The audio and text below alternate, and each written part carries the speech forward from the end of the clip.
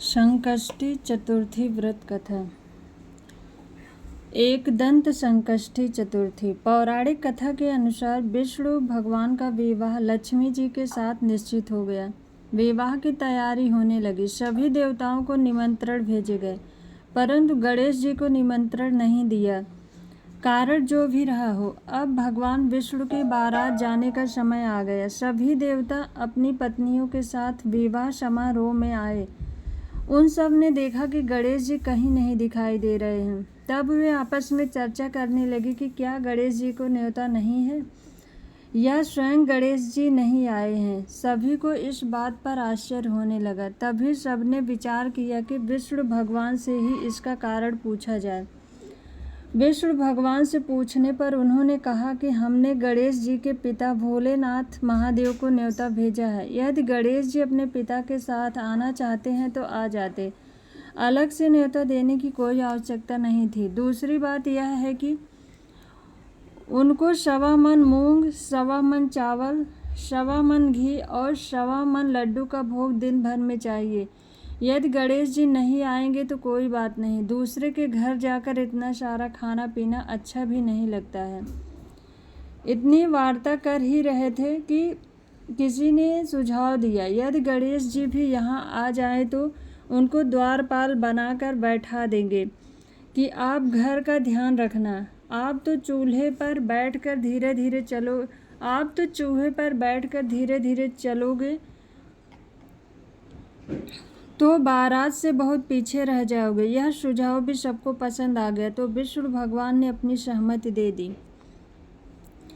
इतने में गणेश जी वहां आ पहुँचे और उन्हें समझा बुझाकर घर की रखवाली करने बैठा दिया। बारात चल दी।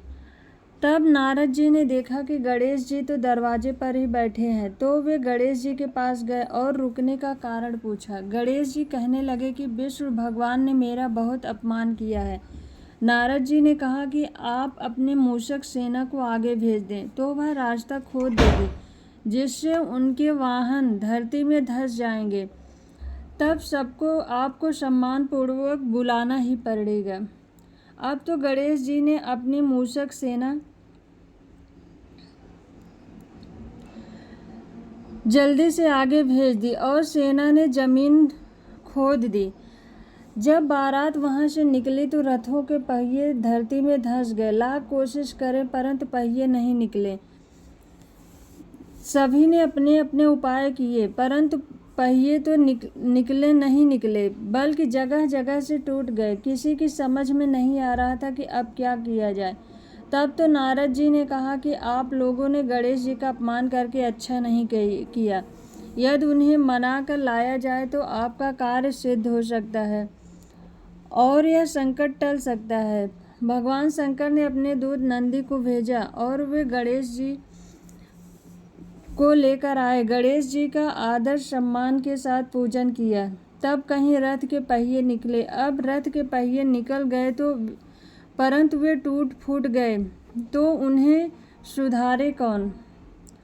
पास के खेत में खाती काम कर रहा था, उसे बुलाया गया। खाती अपना काम करने के पहले श्री गणेशाय नमः कहकर गणेश जी की वंदना मन ही मन करने लगा। देखते ही देखते खाती ने सभी पहियों को ठीक कर दिया। तब खाती ने कहा कि हे देवताओं, आपने सर्वप्रथम गणेश जी को नहीं मनाया होगा और न ही उनका पूजन किया होगा, इसीलिए तो आपके साथ यह संकट आया है। हम तो मूर्ख अज्ञानी हैं, फिर भी पहले गणेश जी को पूजते हैं, उनका ध्यान करते हैं। आप लोग तो देवतागण हैं, फिर भी आप गणेश जी को भूल कैसे गए। अब आप लोग गणेश जी का ध्यान करके जयकार बोलिए तो आप सबके काम बन जाएंगे और कोई भी संकट नहीं आएगा। ऐसा कहते हुए बारात वहां से चल दी और विष्णु भगवान का लक्ष्मी जी के साथ विवाह संपन्न करा के सभी सकुशल लौट आए।